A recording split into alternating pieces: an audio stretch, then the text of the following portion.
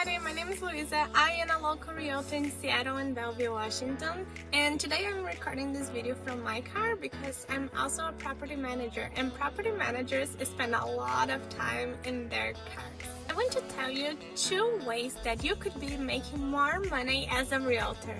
The first way is referring landlords to property management companies.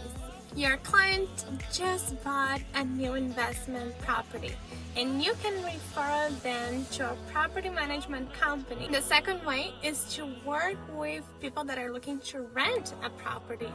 Make sure when you are working with renters that they are qualified for the property. Just like buyers have to be qualified to get a loan and to go with the transaction, renters also have to be qualified by the requirements established by the property management company.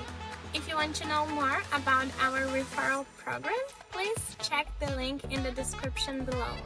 I hope you like this video, subscribe to my channel, and don't forget to be happy.